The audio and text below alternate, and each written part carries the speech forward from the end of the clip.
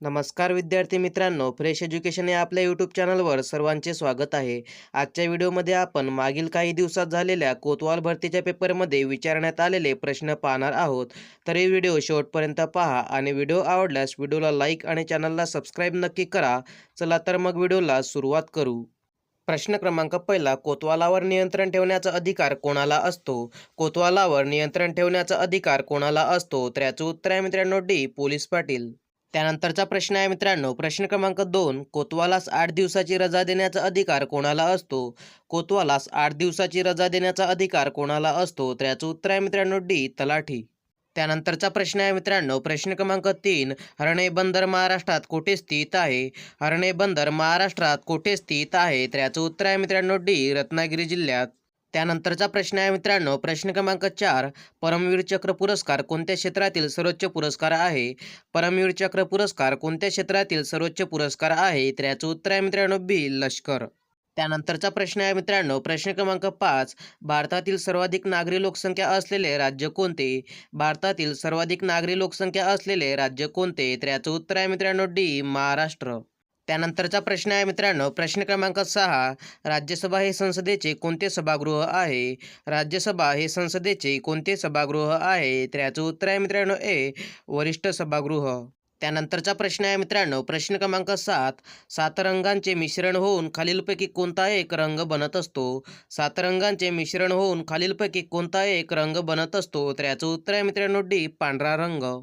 त्यानंतरचा प्रश्न आहे मित्रांनो, प्रश्न क्रमांक 8, हात स्वच्छ धुतल्याने कोणत्या रोगाचे प्रमाण 40% कमी होते? हात स्वच्छ धुतल्याने कोणत्या रोगाचे प्रमाण 40% कमी होते? तर याचं उत्तर आहे मित्रांनो सी. डायरिया. त्यानंतरचा प्रश्न आहे मित्रांनो, प्रश्न क्रमांक 9, महाराष्ट्रामध्ये नारळ संशोधन केंद्र कोणत्या जिल्ह्यात स्थित आहे?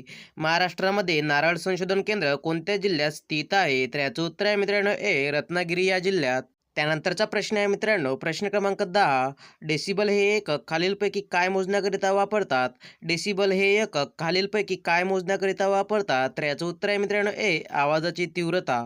त्यानंतरचा प्रश्न आहे मित्रांनो, प्रश्न क्रमांक 11, पंचायत समितीचा प्रशासकीय प्रमुख कोण असतो? पंचायत समितीचा प्रशासकीय प्रमुख कोण असतो? तर याचं उत्तर आहे मित्रांनो बी. गटविकास अधिकारी असतो. त्यानंतरचा प्रश्न आहे मित्रांनो, प्रश्न क्रमांक 12, मुस्लिम लीगची स्थापना केव्हा करण्यात आली? मुस्लिम लीगची स्थापना केव्हा करण्यात आली? तर याचं उत्तर आहे मित्रांनो बी. 1906. त्यानंतरचा प्रश्न आहे मित्रांनो, प्रश्न क्रमांक 13, 2021 नुसार महाराष्ट्रात वनाचे क्षेत्र किती टक्के आहे? 2021 नुसार महाराष्ट्रात वनाचे क्षेत्र किती टक्के आहे? तर याचं उत्तर आहे मित्रांनो सी. 20.15%. त्यानंतरचा प्रश्न आहे मित्रांनो, प्रश्न क्रमांक 14, भारतीय राज्यघटनेच्या कोणत्या कलमांमध्ये मूलभूत हक्कांचा अधिकार आहे? भारतीय राज्यघटनेच्या कोणत्या कलमांमध्ये मूलभूत हक्कांचा अधिकार आहे? तर याचं उत्तर आहे मित्रांनो बी. कलम 12 ते 35. त्यानंतरचा प्रश्न आहे मित्रांनो, प्रश्न क्रमांक 15, ब्राह्मो समाजाची स्थापना कोणत्या वर्षी करण्यात आली? ब्राह्मो समाजाची स्थापना कोणत्या वर्षी करण्यात आली? तर याचं उत्तर आहे मित्रांनो डी. 1828. त्यानंतरचा प्रश्न आहे मित्रांनो, प्रश्न क्रमांक 16, असा कोणता देश आहे की वाघ आणि सिंह जिथे दोन्हीही आढळतात? असा कोणता देश आहे की वाघ आणि सिंह जिथे दोन्हीही आढळतात? तर याचं उत्तर आहे मित्रांनो डी. भारत. त्यानंतरचा प्रश्न आहे मित्रांनो, प्रश्न क्रमांक 17, 1857च्या उठावामध्ये महाराष्ट्रातून कोणत्या समाजाचा सहभाग होता?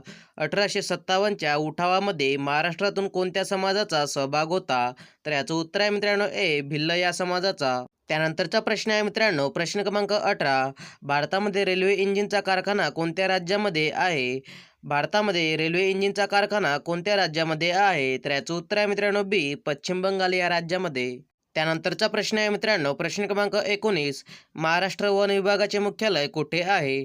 महाराष्ट्र वन विभागाचे मुख्यालय कुठे आहे? तर याचं उत्तर आहे मित्रांनो डी. नागपूर येथे. त्यानंतरचा प्रश्न आहे मित्रांनो, प्रश्न क्रमांक 20, भगतसिंग सुखदेव राजगुरू यांना वयाच्या कितव्या वर्षी फाशी देण्यात आली? भगतसिंग सुखदेव राजगुरू यांना वयाच्या कितव्या वर्षी फाशी देण्यात आली? तर याचं उत्तर आहे मित्रांनो बी. 23व्या वर्षी. त्यानंतरचा प्रश्न आहे मित्रांनो, प्रश्न क्रमांक 21, वन संशोधन संस्था हे कोणत्या शहरांमध्ये स्थापन केली गेली? वन संशोधन संस्था हे कोणत्या शहरांमध्ये स्थापन केली गेली? तर याचं उत्तर आहे मित्रांनो डी. डेहराडून. त्यानंतरचा प्रश्न आहे मित्रांनो, प्रश्न क्रमांक 22, पवन ऊर्जा निर्मितीमध्ये भारताचा कितवा क्रमांक आहे? पवन ऊर्जा निर्मितीमध्ये भारताचा कितवा क्रमांक आहे? तर याचं उत्तर आहे मित्रांनो डी. 4था.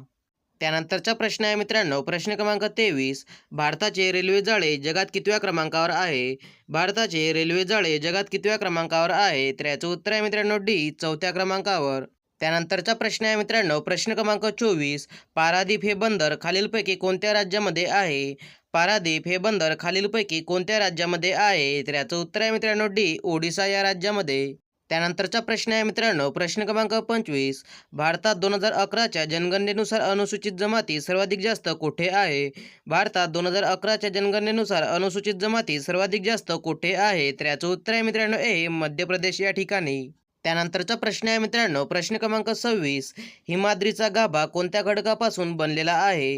हिमाद्रीचा गाभा कोणत्या खडकापासून बनलेला आहे? तर याचं उत्तर आहे मित्रांनो बी, कनाष्म खडक.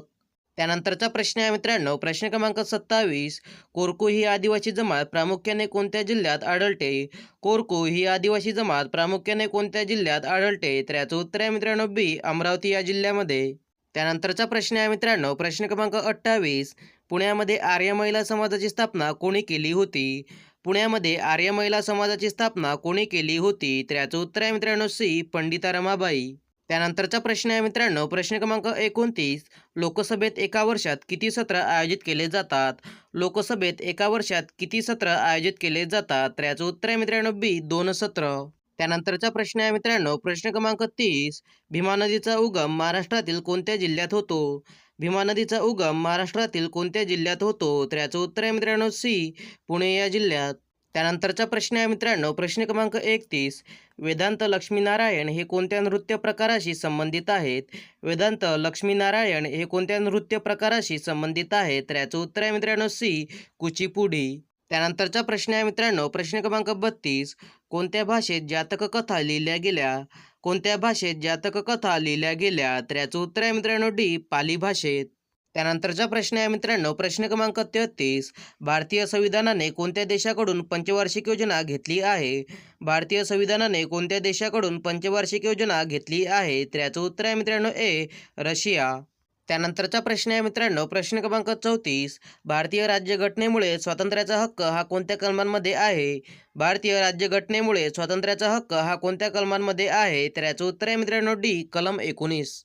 त्यानंतरचा प्रश्न आहे मित्रांनो, प्रश्न क्रमांक 35. कळसुबाई शिखरांची उंची किती मीटर आहे? कळसुबाई शिखराची उंची किती मीटर आहे? तर याचं उत्तर आहे मित्रांनो बी, 1646 मीटर. त्यानंतरचा प्रश्न आहे मित्रांनो, प्रश्न क्रमांक 36. राष्ट्रीय विषाणू संशोधन संस्था कोणत्या ठिकाणी आहे?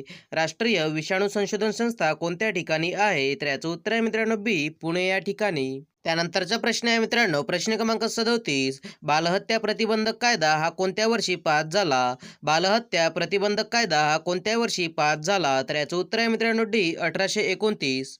त्यानंतरचा प्रश्न आहे मित्रांनो, प्रश्न क्रमांक 38. डॉक्टर बाबासाहेब आंबेडकर यांनी चौदार तळ्याचा सत्याग्रह कोणत्या वर्षी केला? डॉक्टर बाबासाहेब आंबेडकर यांनी चौदार तळ्याचा सत्याग्रह कोणत्या वर्षी केला? तर याचं उत्तर आहे मित्रांनो सी, 1927. त्यानंतरचा प्रश्न आहे मित्रांनो, प्रश्न क्रमांक 39. नंदुरबारमध्ये कोणते ठिकाण थंड हवेचे म्हणून प्रसिद्ध आहे? नंदुरबारमध्ये कोणते ठिकाण थंड हवेचे म्हणून प्रसिद्ध आहे? तर याचं उत्तर आहे मित्रांनो ए, तोरणमाळ हे ठिकाण. त्यानंतरचा प्रश्न आहे मित्रांनो, प्रश्न क्रमांक 40. सह्याद्री पर्वताला खालीलपैकी कोणत्या नावाने ओळखले जाते? सह्याद्री पर्वताला खालीलपैकी कोणत्या नावाने ओळखले जाते? तर याचं उत्तर आहे मित्रांनो बी, पश्चिम घाट. त्यानंतरचा प्रश्न आहे मित्रांनो, प्रश्न क्रमांक 41. रावतभाटा अणुविद्युत प्रकल्प भारतातील कोणत्या राज्यात आहे? रावतभाटा अणुविद्युत प्रकल्प भारतातील कोणत्या राज्यात आहे? तर याचं उत्तर आहे मित्रांनो बी, राजस्थान या राज्यात.